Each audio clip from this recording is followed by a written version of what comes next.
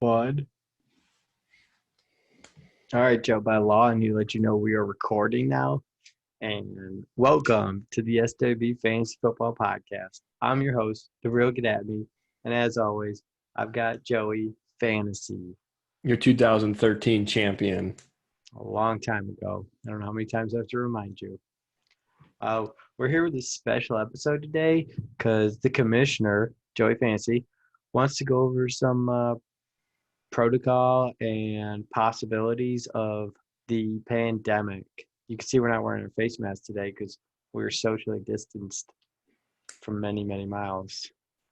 Yes, that's correct. Um, so, Joe, which pandemic topic would you like to start with here? I know Yes. they have their testing.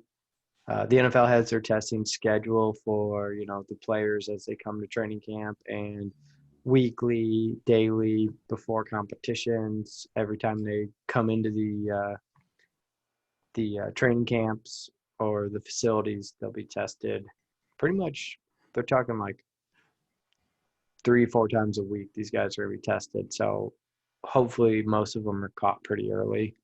But anyways, like I said, I'll let you kind of commission your way through this. Yeah, so first things first, I don't know if you saw, I know we haven't really talked about it, but yeah, the preseason's underway. Guys are, reporting to camp. However, I saw a video of guys reporting to camp, and there's like a little, like a metal detector almost like looking like thing that sprays sanitizer on these guys before they're actually walking into the facilities. But um, yeah, I wanted to do this podcast mainly because, last week we had the SWB golf outing for our listeners out there, a bunch of our high school buddies, both in our grade and the grades pretty much below us and above How us. many guys would you say we had there?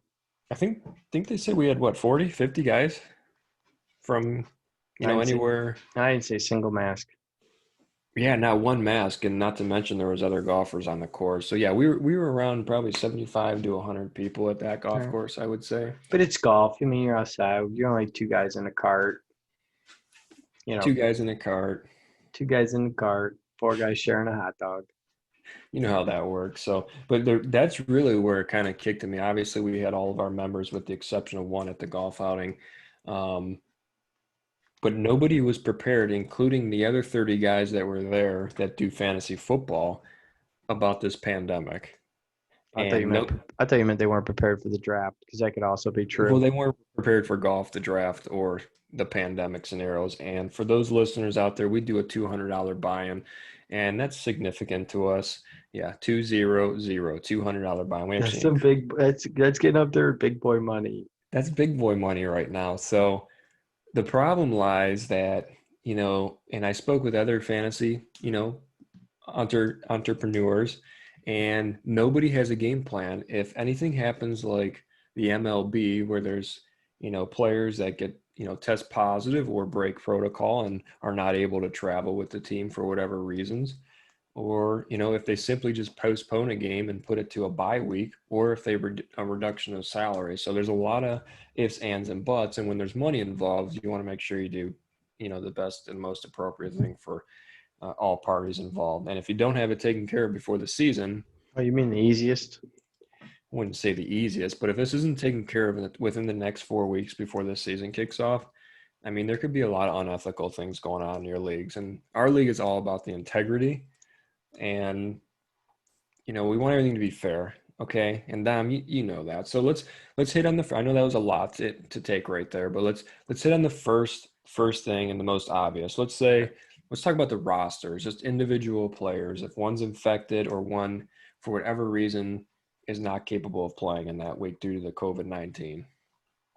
Um, what is the scenario? Do you add an extra IR spot? I mean, you know, I guess I would start by saying, depending on your platform, if the ESPN app or the Sleeper app or the Yahoo app, if if they've implemented a way that if a guy is labeled under a COVID protocol, that they're eligible, because I know sometimes those guys aren't always eligible for IR, guys that are ruled out, you know, you can't even put him in that spot, period. And that's just a software problem. So hopefully the uh, the designers, the software designers of some of these apps kind of help us help our leagues out with, making it like you just said, if a guy goes on COVID for a week or two, can I just put him in an extra IR spot compared to, all right, well, he's not on IR, so technically they're not letting me put him in that spot. So now, what's our backup plan from there? Because if we can, and we could just label the IR spots for COVID guys, then that's fine. Uh, that's what I would say. I guess I'm not telling everybody what to do. I'm just thinking, that would be one way to do it. Another discussion with some of my friends here in the fantasy football community. Some of them mentioned kind of like the commissioner's exempt list. So say we can't use the drop down menu for IRs for guys who are just diagnosed with COVID. At this point, it would almost be an honor system that you, the commissioner, would have to reinforce where, Zeke Elliott gets COVID and I can't put him on IR and I need to make a pickup and I really shouldn't be forced to drop one of my actual players for him. And then it becomes a whole thing where somebody's stealing Cole Beasley from me when I'm not trying to drop Cole Beasley this week. But either way, I let Zeke go. Now, you know, Joe knows this, that I've dropped Zeke because of COVID, and I plan on picking him up and releasing somebody at the time when he's, cleared for play. So again, that's kind of like it's a little more on the commissioners and a little more on just, guys not going in, but well, I picked him up because, like an honor system yeah, like an almost. honor system. But again, I've seen the commissioner's controls. You can go in there and take a guy right off this team if you Yeah, want you to. could do. The commissioner has access to everything, and the other question, like you said there, yeah, that's great and dandy. If for some reason, some of the guys in our league don't like to carry two quarterbacks, don't like to carry two tight ends, or for the case you stated, may not want to drop that receiver that might you might want to hang on to. So you shouldn't feel obligated to release a starter due to COVID. But the other question with the players, and then we'll move on after this topic is, let's say there's a risk in every week with injury and things happening when you're playing football, and especially in fantasy football. Um, but an example where, there's a Monday night game or a Sunday night game, and you have Zeke Elliott, as your running back, like you stated before, that has that Monday night game. And let's say Monday morning comes around and everybody on your bench and everybody on your roster's played. And now Zeke comes down with um, COVID-19, and what do you do? Is that the owner's fault for taking that risk and not having, I guess it's kind of like a guy catching an illness before a game, or injuring himself the day before in practice, but that doesn't happen so often, especially with a year like this. What is the solution there, or is it, hey, you're shit out of log? Right. I mean, now that, when you're thinking about that question, there's again something, my things I've read online, again, they put on more stress on the commissioner now because, you know, in that situation, you know, does this guy own the backup? Does he have Tony Pollard on his bench? Can he just plug him in Monday night? And if he doesn't, is he just SOL? Um, you know, one of the suggestions I've seen, again, not what I'm saying we should do, but there's, guys are like, all right, if something were to happen to your players, you could pick one flex player to play in his position where the commissioner would then have to adjust the lineup accordingly to make up for that player. And if you don't get your players in, then you take the zero. You take whatever you can scrounger off the waiver wire on a Monday night, hoping that you know one of the other guys in the league doesn't see this. And how do you stop those guys from going and pick up Tony Pollard? Checking, knowing that Tony Pollard is now a starting running back for the next 2-3 weeks.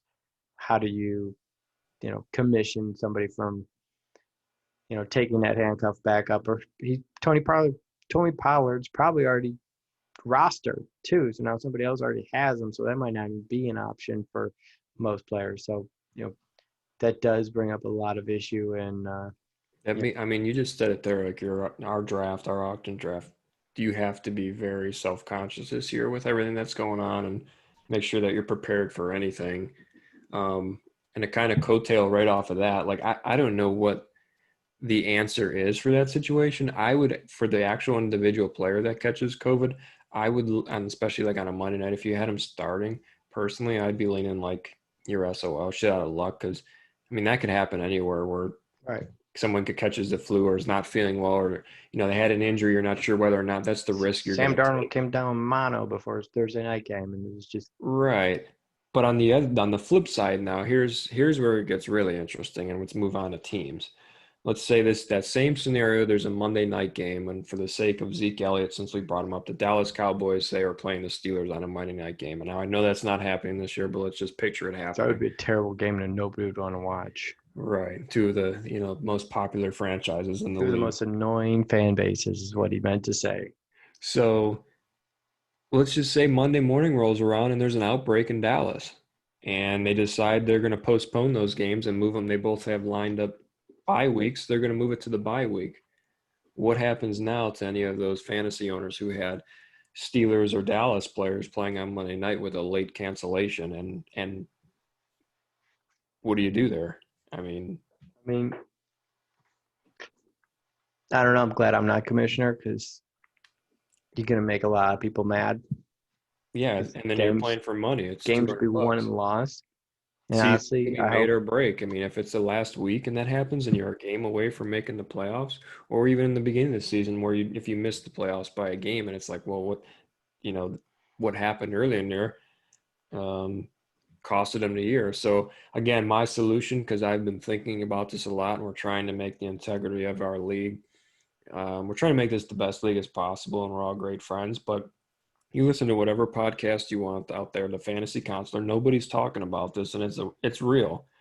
So again, I will give any of our listeners what I think is the best thing. I'm not saying it's the right thing, but if that scenario does happen where a team or a player, but mainly a team, I will say, gets postponed on a Monday night and you had a player in there, they should automatically, whatever player that they had playing in that Monday night, whether it's one or two players, should automatically revert to the highest scoring player in that position on their bench.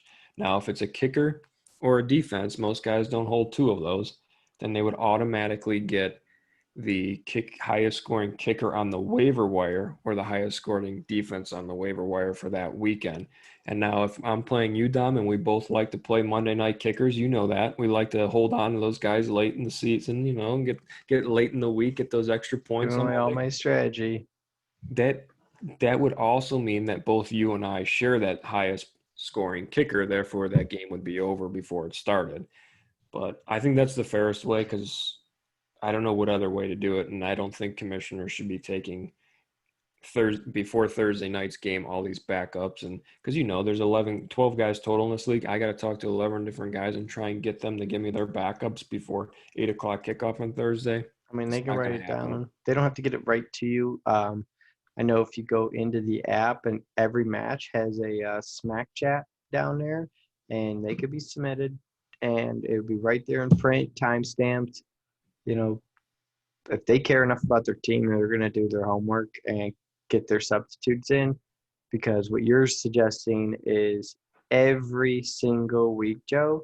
You know how many guys you go find on the waiver wire who probably outscored your worst wide receiver or your worst kicker? You know, you Yeah, but you should have if it's a receiver or running back, but it, 12 out of you 12 you owners should had have. extra. Okay, yeah, yeah. So you're going to have someone to fill in on your bench. So you would already had him in there if you were able So to. I'd already have Cole Beasley sitting there, and if it just happened to be that one game where he, you know, scored two touchdowns and 100 yards, and You would now benefit. I was never going to start. Then why don't we play three wide receivers? You would benefit from him being I on don't your want to benefit like bench. that. I want to tell you my next guy in line is Cole Beasley.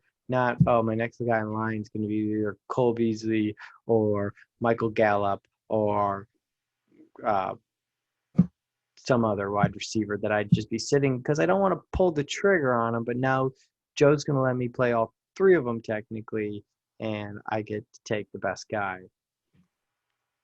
It could also hurt you though too. So that's if a team gets What do you mean canceled. hurt me? I automatically get my best wide receiver. If I hold 5 wide receivers, I just sit there and wait, let it shake Well, out. yeah, if you have five of them, but you're not going to have five receivers on your bench. The limit, I think, is five. So you have to play at least two of those. Yeah.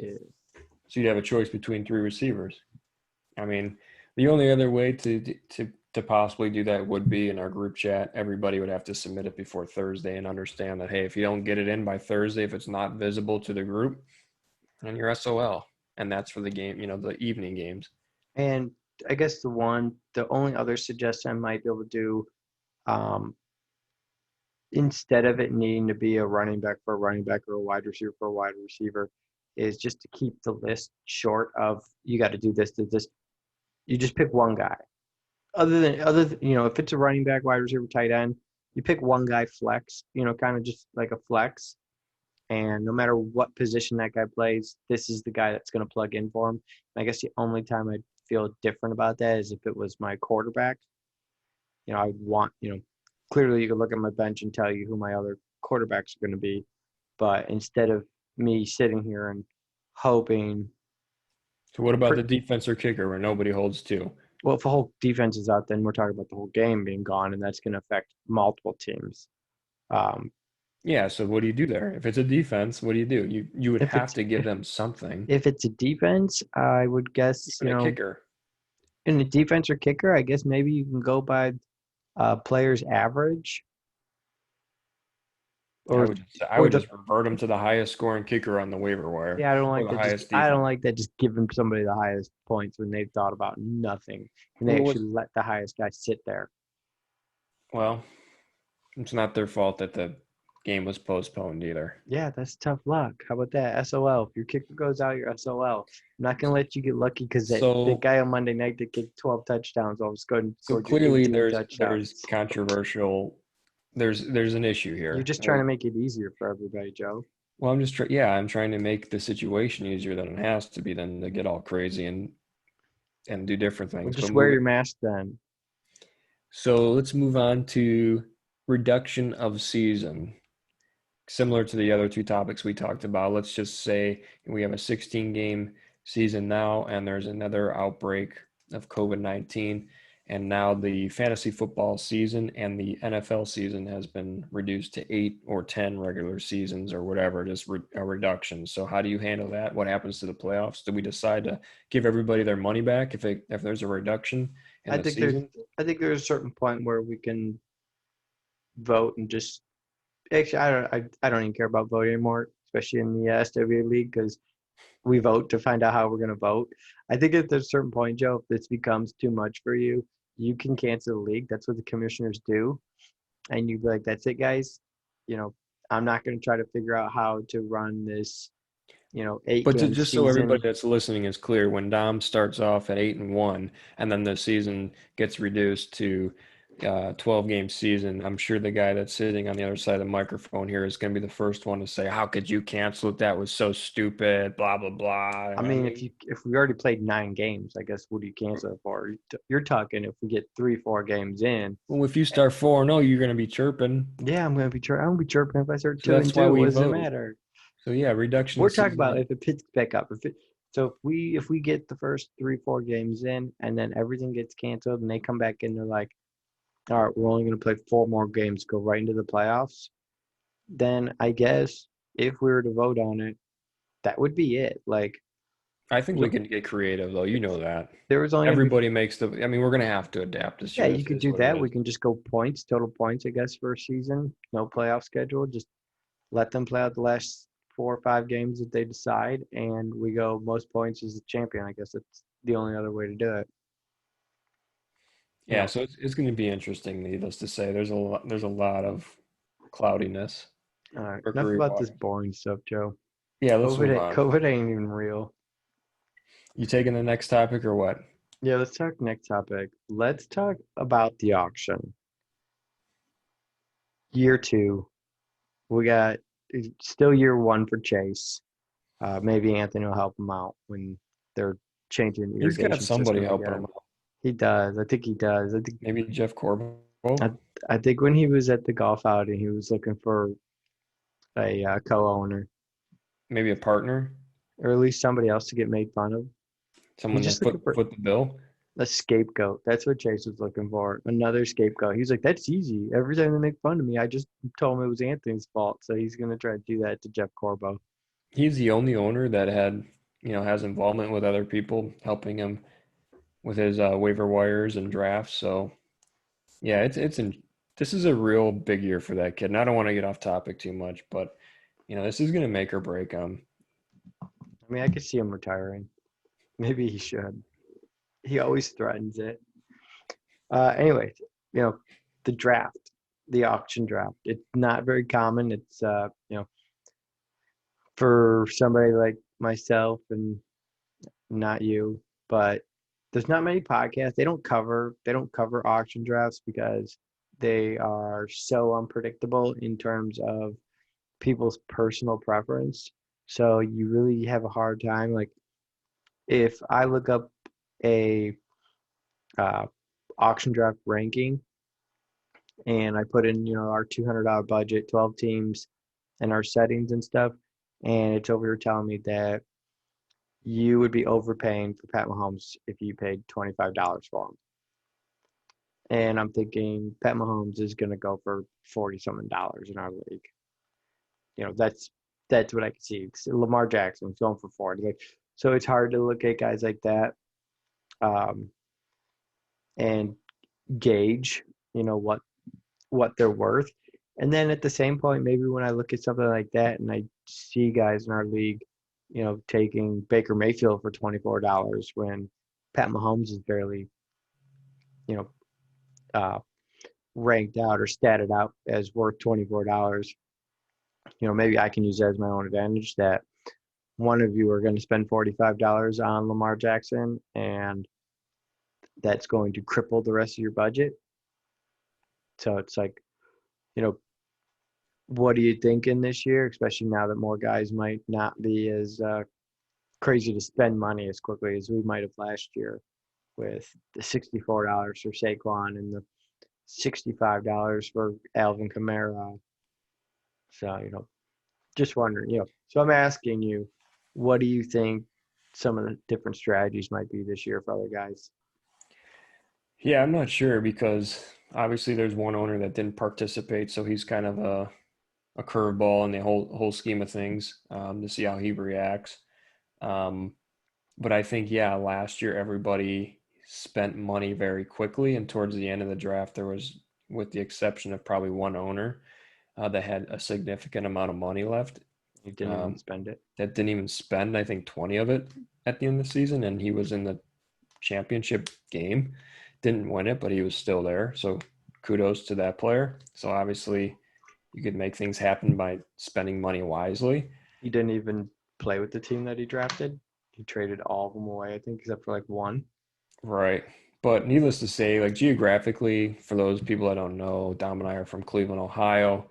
We're in the North Division of the NFL. So pretty much what that means is anybody that's in the North Division and the Cleveland Browns especially are going to be way overpriced in our league. So yeah, the auction draft, wherever your players are, wherever your league is based out of, you tend to see those players obviously You're gonna be go. either overpriced or we're gonna overvalue them, I guess is another word.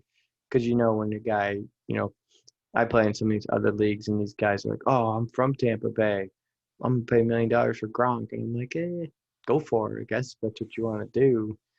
Or, you get happy, you get your guy. Like I play in another league and I'm like, you know, they don't know how good, I might think, I guess Nick Chubb is or Hunt, where some guys are like, oh, I'm not touching the Cleveland backfield. I guess we have a little more with the inside beat writers. We see their tweets all the time where the other guys they only see the national media talking about, you know, Nick Chubb or Kareem Hunt sharing the backfield and it being a big problem.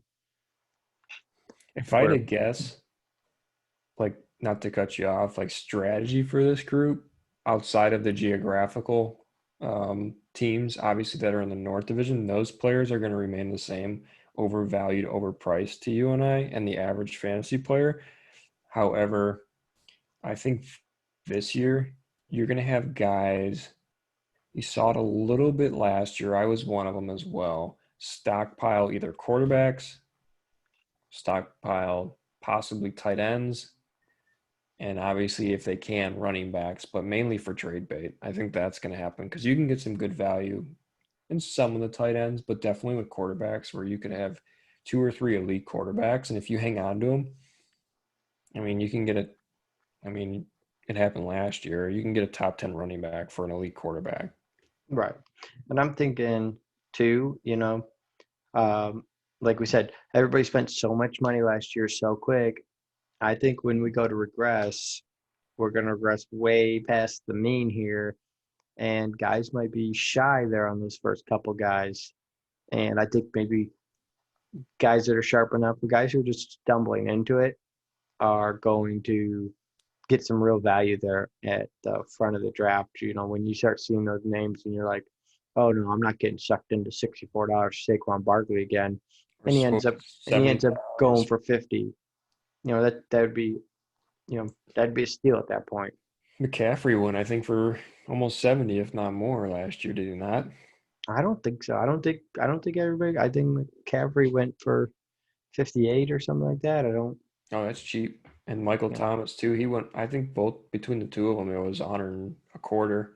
I mean, Bobby got him all on his team, so Yeah. somebody wasn't outbidding him. So yeah, it'll be interesting. I'm a fan of the auction. I've said it time after time. You can really benefit from doing your homework.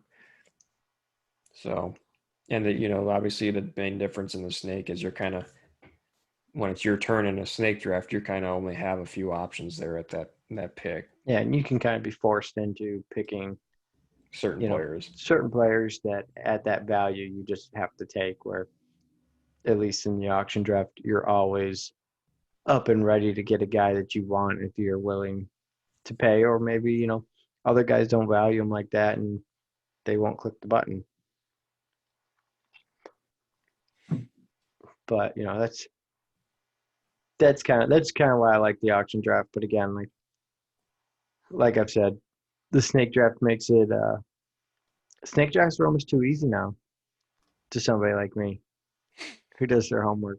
I mean, I called one of our owners today, just to pick their brain, and I asked him. I said, who are you paying more money for, Robert Woods or Adam Thielen?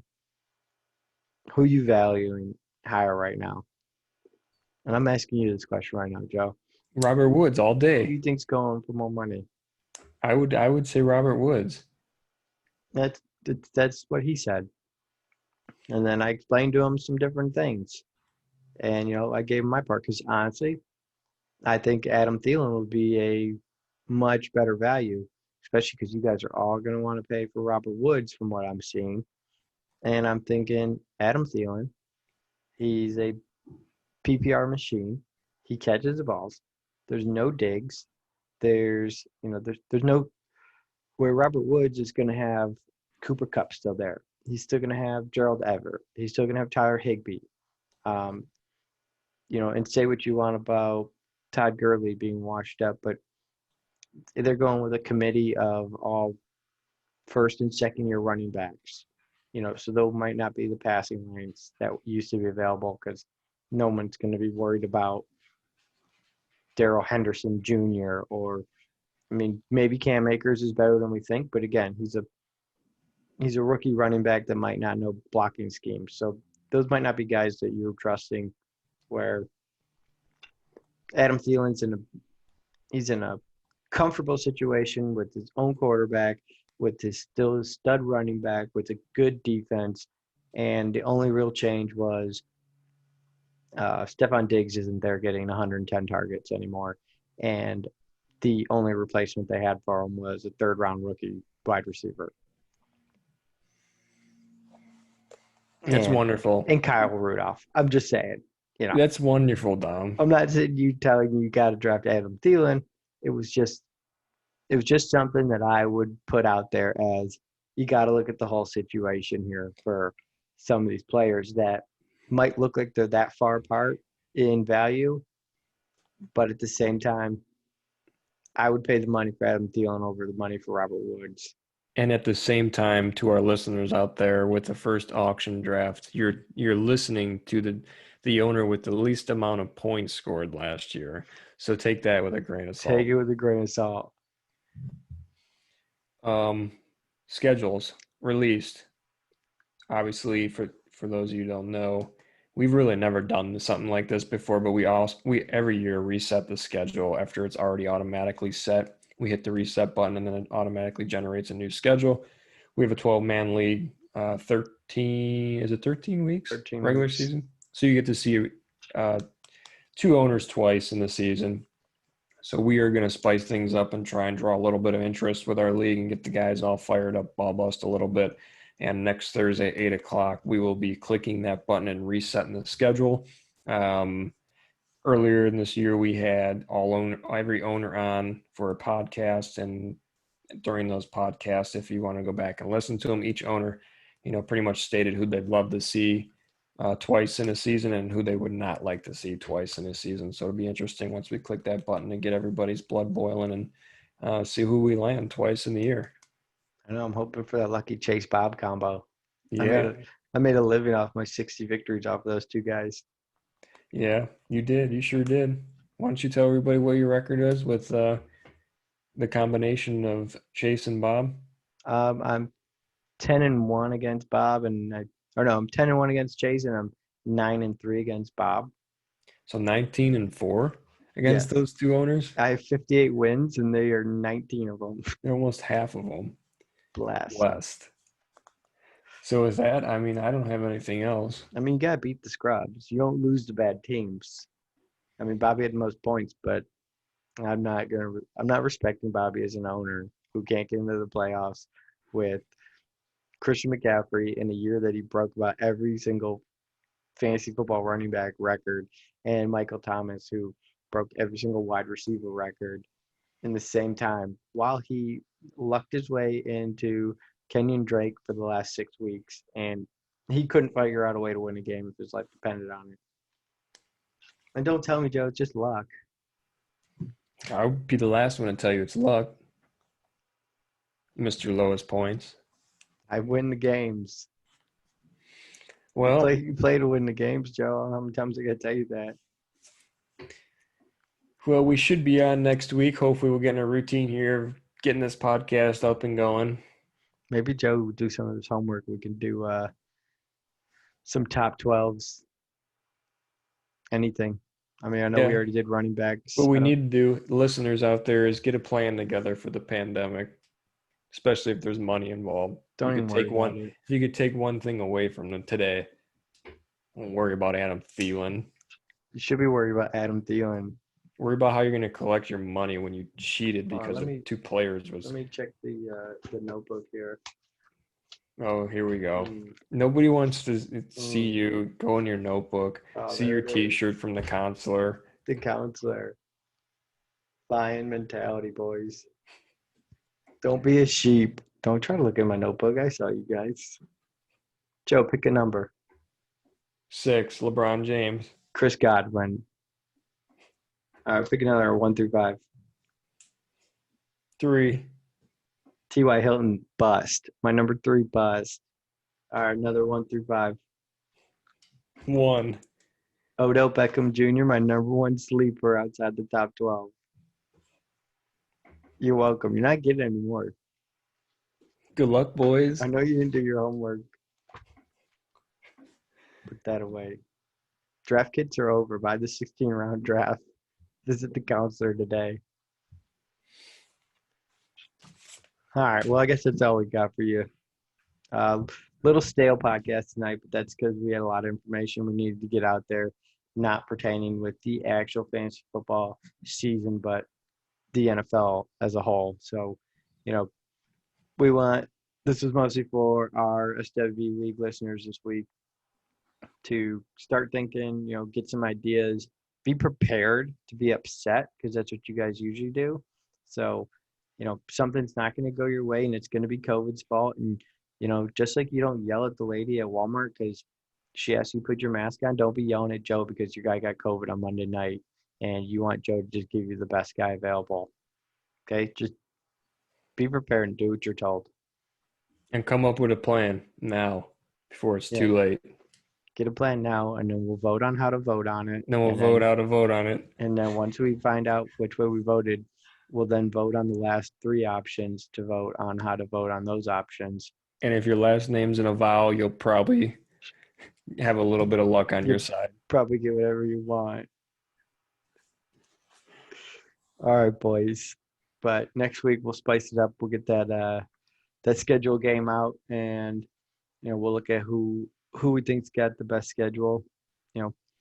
Depending on who they're facing, and maybe we'll, like I said, maybe we'll have to talk fantasy football. Maybe we'll pull on a live stream with some owners, see what their Yeah, reactions are. maybe we'll go live on YouTube. Hope you guys all like and subscribe to the YouTube page. All right. Anyways, I'm the real Get At Me. This is Joey Fantasy, I'm Joey Fantasy. and this is the SWB podcast. We'll see God you guys bless. next week.